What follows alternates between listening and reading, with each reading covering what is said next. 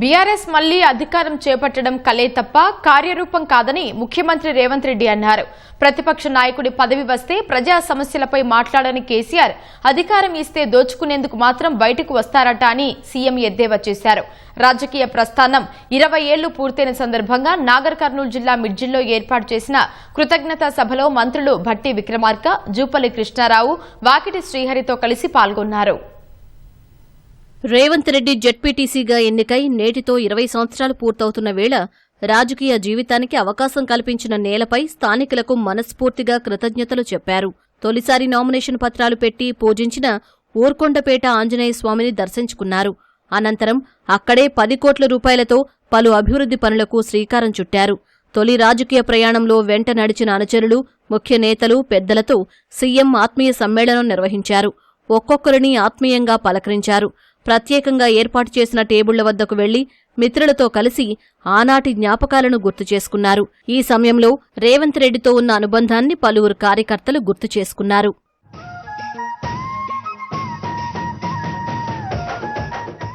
అనంతరం మిడ్జిల్ చేరుకున్నారు. ఈ మార్గంలో వెల్జాల ఎక్స్ రోడ్ వద్ద రాజ్యాంగ నిర్మాత డాక్టర్ బిఆర్ అంబేద్కర్, స్థానిక సీనియర్ నేత ద్యాప గోపాల్ రెడ్డి విగ్రహాలను సీఎం ఆవిష్కరించారు. మిడ్జిల్ సభావేదిక నుంచి పలు అభివృద్ధి పథకాలకు శ్రీకారం చుట్టారు. తనకు రాజకీయ జీవితాన్ని ప్రసాదించిన మిడ్జిల్ మండలాన్ని దేశానికి ఆదర్శంగా తీర్చిదిద్దుతానని సీఎం రేవంత్ రెడ్డి పేర్కొన్నారు.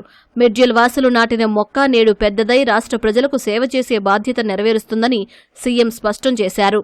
జూలై 4, 2006 నాడు గెలిచిన గెలుపు నాది కాదు, ఈ మిడ్జిల్ మండల ప్రజలది. ఈ మిడ్జిల్ గెలుపు అని నేను ఈ సందర్భంగా చెప్పదలుచుకున్నా. ఆనాడు ఎందుకు మీరందరూ ఉప్పెనై నిర్ణయం తీసుకున్నారో, మీ ఆలోచనలు, మీ నిర్ణయం గొప్ప నిర్ణయం అని చెప్పి ఈ రోజు నిరూపించబడ్డది.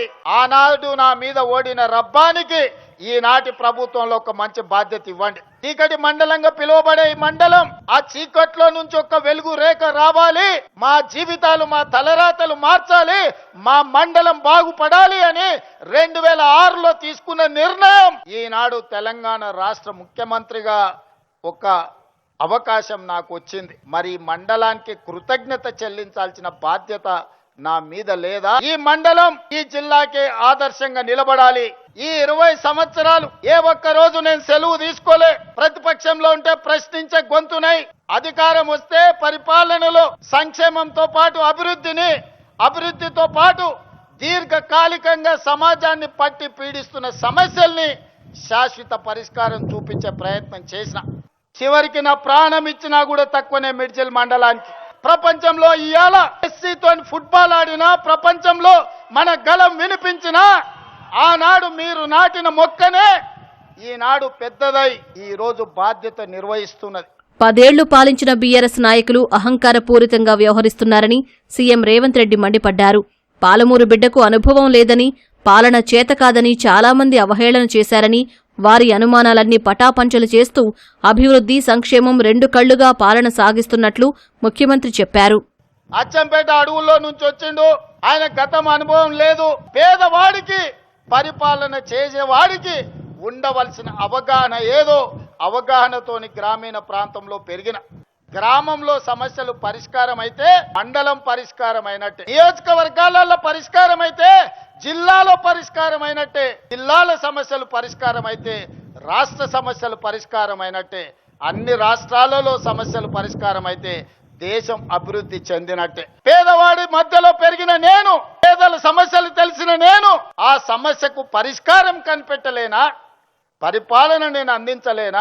పరిపాలనకు మాత్రం పాలమూరు బిడ్డ వద్దనే దురహంకారాన్ని బొందబెట్టాల్సిన బాధ్యత ప్రతి పాలమూరు బిడ్డ మీద లేదా అని నేను ఈ రోజు మీకు విజ్ఞప్తి చేయదలుచుకున్నా. మిగులు బడ్జెట్ ఉన్న రాష్ట్రాన్ని అప్పజెప్పితే 10 ఏళ్లలో 8 లక్షల కోట్ల అప్పు చేశారని రేవంత్ ఆరోపించారు. సంక్షేమ పథకాలు అందిస్తున్న ప్రజాపాలన ఎందుకు పోవాలో చెప్పాలని నిలదీసిన సీఎం కేసీఆర్ ఎందుకు రావాలో చెప్పాలని నిలదీశారు. అహంకారం, అహంభావం పెట్టేగిపోయి గద్దరన్నను గడిల ముందల 4 గంటలు ఎర్రటెండ కూర్చోబెట్టినోని ఇవాళ మనం క్షమించాలనా? మా జూపల్లి గారు సవాలు విసిరిండ్రు. 70,000 కోట్ల రూపాయల అప్పున్న రాష్ట్రాన్ని మిగులు బడ్జెట్ 16,000 కోట్ల రూపాయలతో మీకు అప్పచెప్తే 8,21,000 కోట్ల రూపాయల అప్పులు చేసిరు. నేను అడుగుతున్న చంద్రశేఖర్ రావు గారిని, సంవత్సరానికి 2 లక్షల డబుల్ బెడ్రూమ్ ఇల్లు కట్టినా 10 ఏళ్లలో 20 లక్షల పేదలకు ఇల్లు కట్టించేవాళ్ళు. ఈ ఊర్లలో కేసీఆర్ ఎవరికైనా డబుల్ బెడ్రూమ్ ఇల్లు ఇచ్చిండా? ఇంటికో ఉద్యోగం ఇచ్చిండా? ఇది కేసీఆర్ పరిపాలన. వాళ్ళ కొడుకు వాళ్ళ అల్లుడు గల్లీ గల్లీ తిరుగుతున్నారు రావాలి అని. ఎవరయ్యా రావాలి అని నేను అడిగిన. ఫామ్ హౌస్ లో బంధించిన పాపాల బైరోడు మళ్ళా బయటికి రావాలని. ఇసుక దోపిడీకి అడ్డం పడ్డ నేరెళ్ల దళితులను లారీలెక్కి తొక్కిచ్చిండు. నిరుద్యోగ యువకులకు ఉద్యోగాలు ఇవ్వలే. మరి ఎందుకయ్యా వీళ్ళు ఇంతగానం రావాలి రావాలి అంటుర్రు? నీకు టీవీ ఇచ్చిండు చూపించుకోవడానికి, రాసుకోవడానికి పేపర్ ఇచ్చిండు, అబద్ధాలు చెప్పడానికి తినడానికి భజన పరులను ఇచ్చిండు. అందుకోసం వాళ్ళు రావాలంటురు. ఏడికి పోయినా చర్చ పెట్టురు. ఈ ప్రజాపాలన పోవాలెందుకు? ఫామ్ హౌస్ లో బందీ అయిన పాపాల బైరోడు రావాలి ఎందుకు అని చర్చ పెట్టురు. 10 ఏళ్లలో పాలించిన వారు శ్రీమంతులైతే వారు చేసిన నిర్వాకం వల్ల రాష్ట్రంపై అప్పులు పెనుభారంగా మారాయని సీఎం విమర్శించారు. యువతరం ఆలోచన చేసి 10 ఏళ్ల వారి పాలన, 30 నెలల తమ పాలనను బేరుజు వేసుకోవాలన్నారు.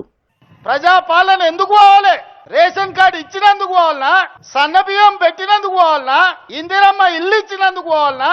రైతు రుణమాఫీ చేసినందుకు పోవాలనా? డ్రగ్స్ అమ్మేటోళ్ళను, గంజాయి అమ్మేటోళ్లను బొక్కల పెట్టి మక్కలు ఇరగొట్టినందుకు ప్రజా పాలన పోవాలనా? మీరు వస్తే ఏం చేస్తారే? ఫామ్ హౌస్లలో అమ్మిన గంజాయి డ్రగ్స్ రైతు బజార్లలో పెట్టి అమ్ముతారా? ఏం చేయనీకి రావాలి? ఏం అన్యాయం చేసినామని ప్రజా పాలన పోవాలి.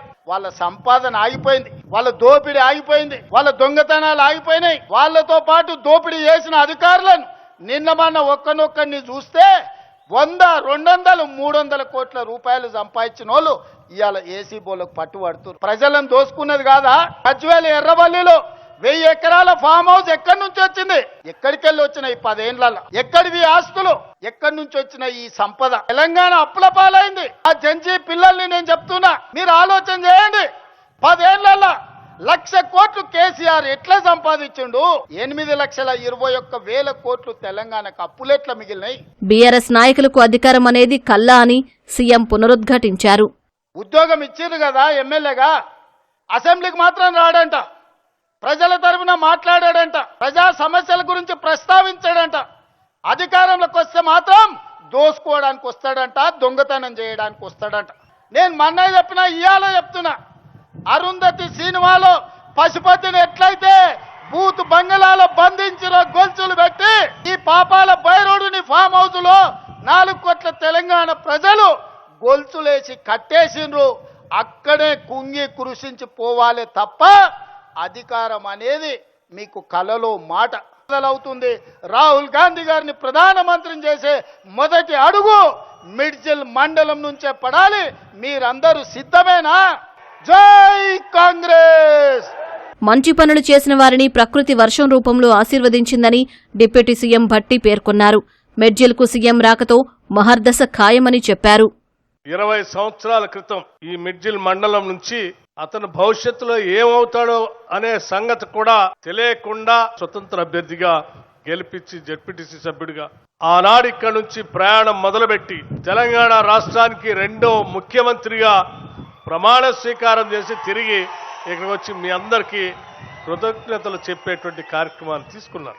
ఈనాటి నా ముఖ్యమంత్రి పదవికి పునాదులు వేసినటువంటి వాళ్ళందరితో నేను కూర్చొని భోంచేయాలి. ఇక్కడికి వస్తే మీరు చూస్తా ఉన్నారు, ఆ ఎల్లినే ఎటుపోయిందో. వర్షపు జల్లులు పైనుంచి ప్రకృతి కూడా ఆశీర్వదిస్తా ఉంది. ప్రకృతి కూడా ఎప్పుడు ఆశీర్వదిస్తుందంటే నాయకత్వం కానీ పాలన కానీ ఒక మంచి సంకల్పం ఉంటే ప్రకృతి కూడా సహకరిస్తుంది. ఈ రాష్ట్రంలో ఉన్నటువంటి 1,15,00,000 కుటుంబాలు ఈరోజు సన్న బియ్యంతో భోజనం చేయాల్సిందే. అది నేను ముఖ్యమంత్రిగా కాంగ్రెస్ ప్రభుత్వాన్ని నడుపుతున్నటువంటి వ్యక్తిగా నేను తీసుకుంటున్నాను. 1,15,00,000 కుటుంబాలు. ఇది పేద ప్రజల గురించి, మధ్యతరగతి కుటుంబాల గురించి ఆలోచన చేయగలిగినటువంటి ముఖ్యమంత్రి ఉన్నప్పుడు మాత్రమే ఇది సాధ్యమైనటువంటి కార్యక్రమం.